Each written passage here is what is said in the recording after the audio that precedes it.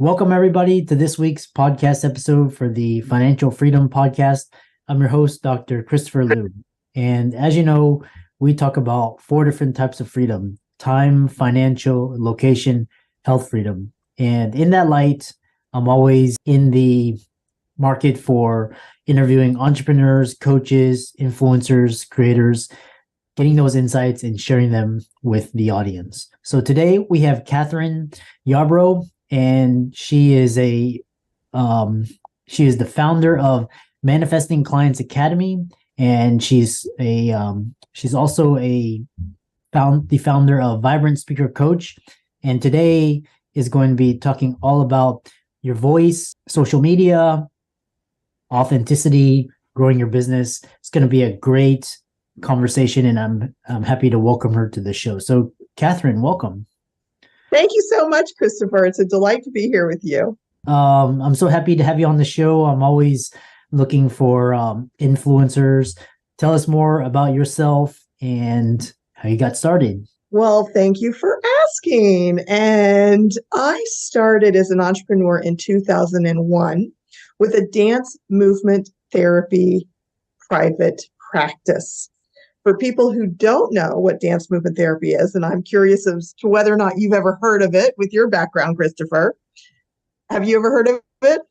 Not specifically. I've heard movement and different types can be a good form of therapy, but I'm happy to hear more about it. So yes, dance movement therapy is a form of psychotherapy in that we use movement and words to help people heal at that kind of a level. Before I started my private practice, I worked in a hospital setting with people who had eating disorders and mood disorders. And that kind of work wasn't really satisfying for me because people in hospital settings typically are really struggling at that stage if they have to go into a hospital. So I wanted to work with people who were higher functioning or healthier at the moment in their life. And so I started a private practice as a dance movement therapist. And along the way, because dance movement therapy is kind of weird and people don't know about it, I had to learn all about marketing. And as I learned about marketing, I also learned about the law of attraction and how what we're thinking and how we're vibrating impacts whether or not we attract clients. So I then began, after a few years, after applying what I learned and growing a private practice, I started to teach other heart-based entrepreneurs how to do what I had learned how to do. And as time went on, I discovered that I actually really prefer working with entrepreneurs. And specifically, I typically work with women entrepreneurs who are on purpose and called to do what they do, coaches, healers, that kind of folks. And in 2017, I launched the Manifesting Clients Academy and haven't looked back. And this past December, I got a download, inspiration of how to help people become more expressive speakers. Because since COVID, we're all on Zoom calls, and I'm seeing these people sitting on Zoom calls with these blank faces and not using any gestures and not changing their voice. And for the past 5.5 years, I've been developing my speaking skills. And I wondered, Christopher, why was I able to use gestures so easily? Why was I able to engage the audiences so easily when I was seeing my colleagues not be able to do that? And I realized in this download in December of last year of 2021 that it has to do with some experiences I had along the way as I developed myself with movement and dance. And so now I have a whole program that I share with people. I call it Speak with Your Body, and I use it in different ways with my clients. So now I'm supporting folks and being authentically vibrant speakers who attract clients. And it's great. I love what I'm doing now. Like, I'm feeling such joy in the moment. Yeah. I can feel your energy. I can feel that this work gives you a lot of energetic benefit. You mentioned a lot of things in your intro. For example, heart-based coaching, which is I'm very curious. But one thing we'll talk about. First is what are what is a heart-based coach or therapist? This is very interesting.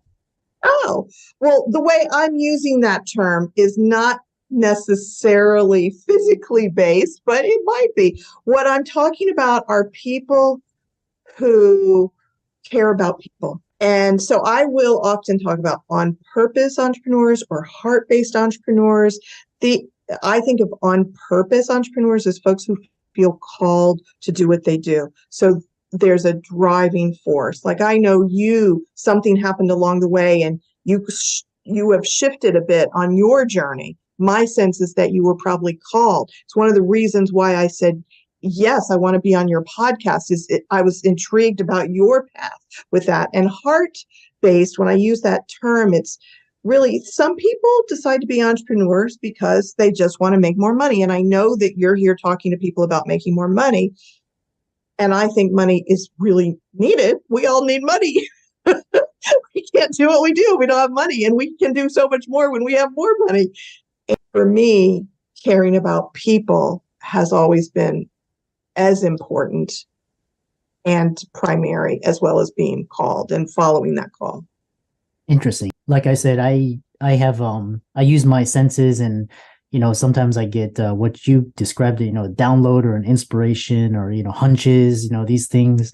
So I usually follow them, and it's always led me to the right place. One thing is we'll talk about kind of the essential skills and traits of the qualities that you're discussing, and then we'll talk about kind of the nuts and bolts. So we talk about, as a speaker, you have to be authentic, and you talk about conditioning that suppresses someone's authentic vibrancy. Give us an example. Oh, great. What a fantastic question. So yes, what I've discovered, people aren't boring or not expressive because they mean to not be expressive most of the time. Some people were trained through speaker training to be really still and upright and not expressive, in which case they were conditioned in that speaker training to do it that way, to look more presidential. As entrepreneurs, I believe that we need to share who we truly are. And that comes through our facial expressions and our gestures and our full body movement and through our changes in our voice. So if we don't allow that energy to flow through us, then the people who are listening can't really feel us. And if they feel us, they can go, yeah, I like that vibe. I like that person. I like how she feels or he feels to me. Or no, I don't. And we want people to be able to discern that before they take a next step, because if they don't, we'd rather them figure that out sooner. And the more we can be who we truly are, who we are at the core, and let that out, the easier it is for folks. So what happened along the way? In our childhood or in corporate America, for some people, either place, we were told things like sit still, be good, especially for the women, be nice.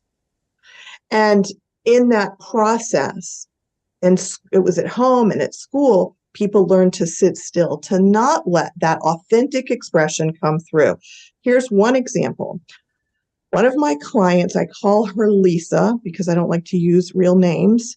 When she was growing up, her mother would often speak in an impulsive way that was mean and hurtful. So my client, Lisa, decided to censor her words. She would think about every word before she spoke. And as a result, she would speak in a really slow, almost monotone way. And as an entrepreneur, that does not serve her. So when she went through this process with me, we talked about it. We discovered that was part of what was going on. And through the journey, she was able to break free and is now much more expressive and able to attract her clients. So it's so exciting to see that transformation. That's one example. Yeah. And what's interesting with, talking to you is the types of concepts that you're describing and the way you use your words. Like, for example, authentic vibrancy and, which is kind of, is a pattern shift, and because it kind of puts you into this state of curiosity. The one thing is what are the 6 types of nonverbal skills you think entrepreneurs should master? Okay. Yeah, this is a great question. So what I noticed in doing this process of transforming my work and recognizing and looking at what is it that's going on when someone is authentically vibrant and what's happening when they're not authentically vibrant. And as a result, I created this really cool assessment, authentically vibrant assessment that points to 6 of these nonverbals. And then I'll tell you points to 5 of them that you actually can score yourself on and give yourself ultimately between this page and the next page a score of up to 100. Most people are 40 to 60, just in case you decide to get my authentically vibrant assessment. But so one type of nonverbal is facial expression. And I cannot tell you how many people don't allow their face to change. And if our face isn't changing, we are missing out a whole realm of communication that's not happening. Another is gestures. So we can gesture with our hands, we can gesture with our head. Though I break those down on that sheet of paper, there's different kinds of gestures that we can do. A third type of nonverbal, actually, this is kind of different than this, and I don't want to confuse people. So anyway, a third type of nonverbal is your full body movement. If you allow your torso to become involved when you're speaking, then what's happening is that you're speaking from your core. You're really speaking your truth. When you feel passionate about something, your torso is going to be involved. But if you're not letting it be involved and there's a split between your head and your torso, then typically you're coming from your head, you're intellectual, which, Christopher, you might have used to be like that. But now that you're opening up to new ways, you're probably letting more things through. At least that's my story about a lot of doctor type people. Anyway, that's 3. A fourth type is voice change, vocal variety. So you want to be able to change your voice. That's a nonverbal indicator. And a fifth type, this is so interesting. I have these 6 types and I should have them all memorized for sure. A fifth type is actually listening. So I know I'm missing one. So I'll look on my thing in just a second. We need to be able to listen. And that's a nonverbal skill. And it's tricky on Zoom when we're speaking and want to look at the camera. How can I also look at you or whoever's in the room? And I got to learn to feel you.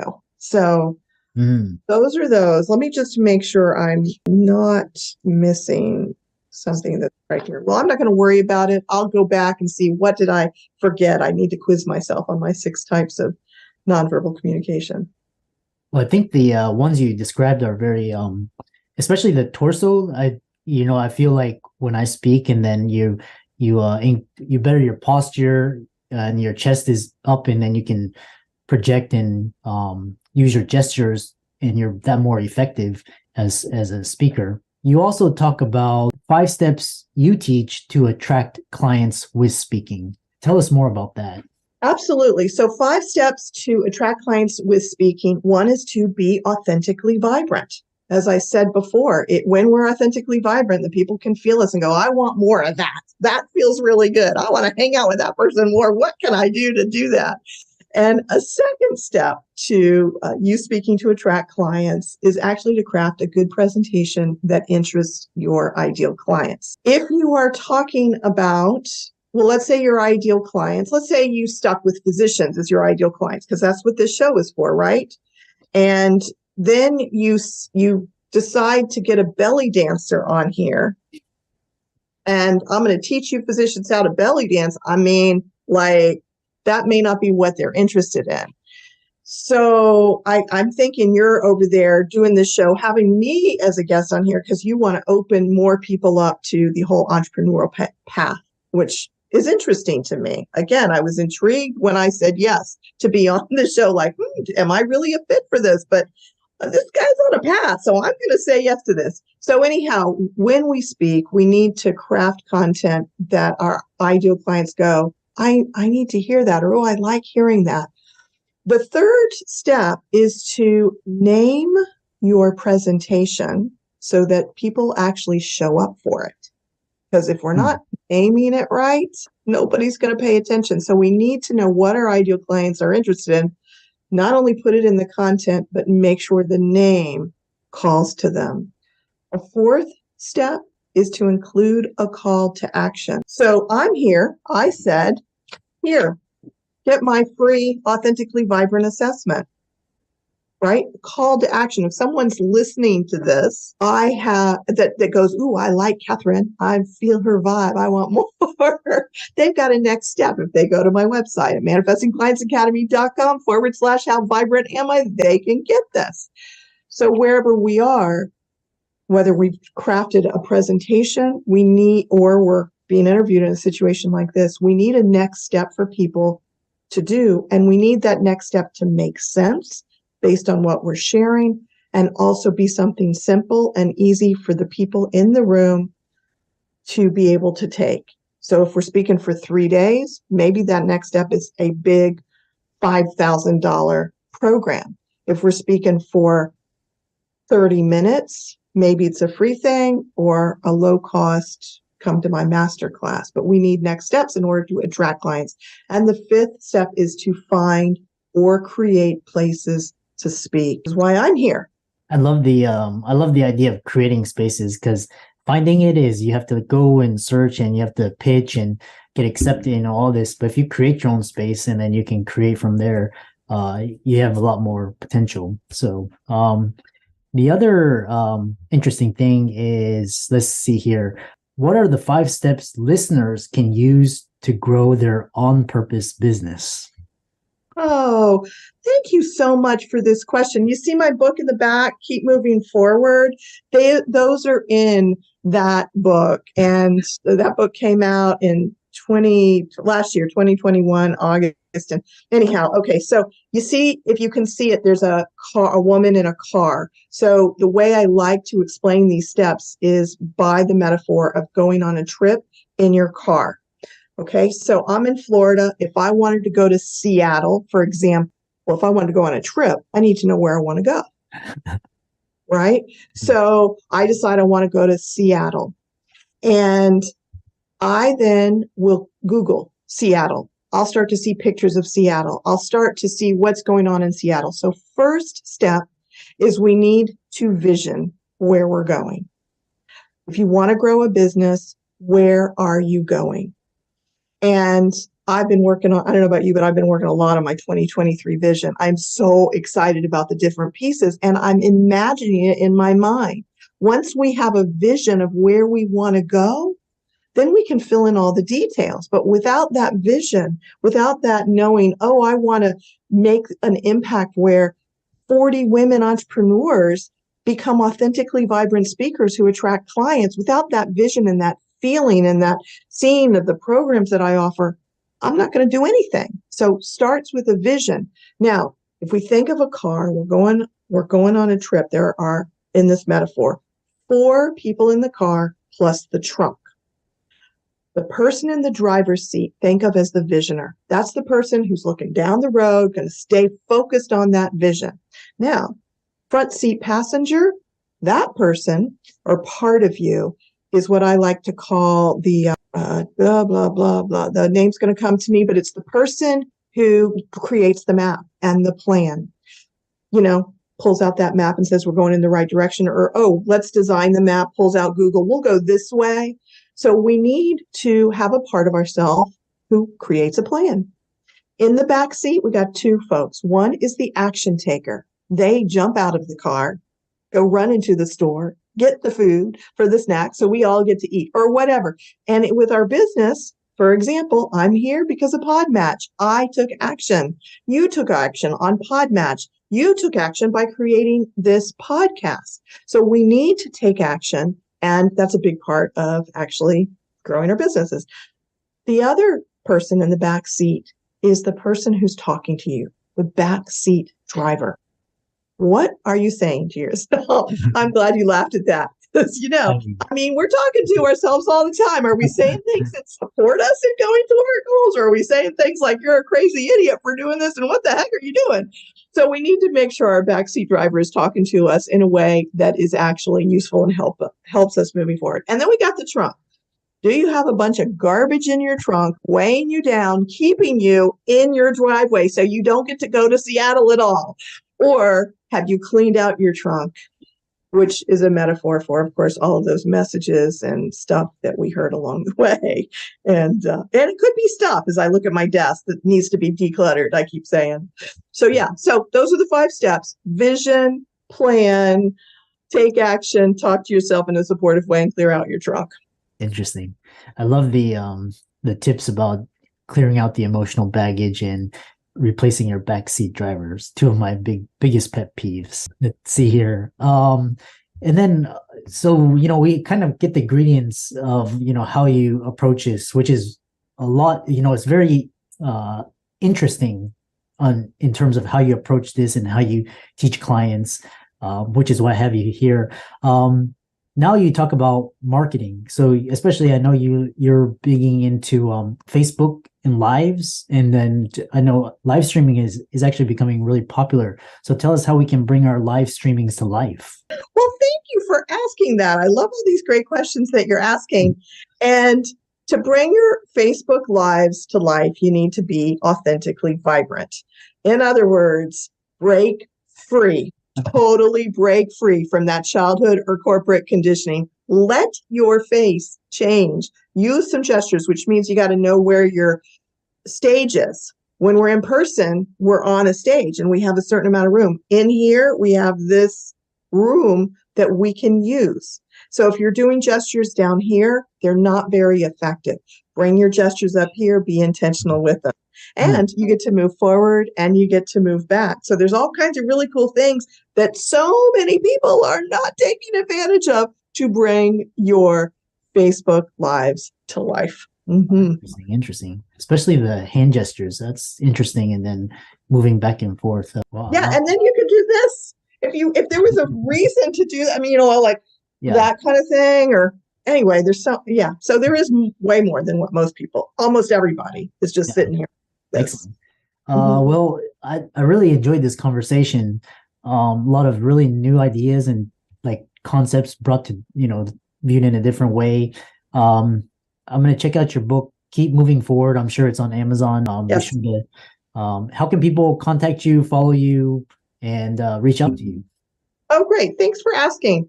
So yes, the book is on Amazon. Make sure you've got the one with the car because there's a few books that are called Keep Moving Forward. And I welcome any entrepreneurs that are cool and in particular heart-based and on purpose to my Facebook group, which is called Vibrant Entrepreneurs. It's a great group. And of course, you can go to my website, which is currently manifestingclientsacademy.com, that is going to be changing in 2023 to vibrantentrepreneurs.com. So I'm very excited about that. Interesting. And for all the listeners out there, thank Kathryn for coming onto the show. All her resources will be in the links, show notes. Be sure to check her out on social media, website. So thanks so much for a great conversation. And thanks so much for coming on to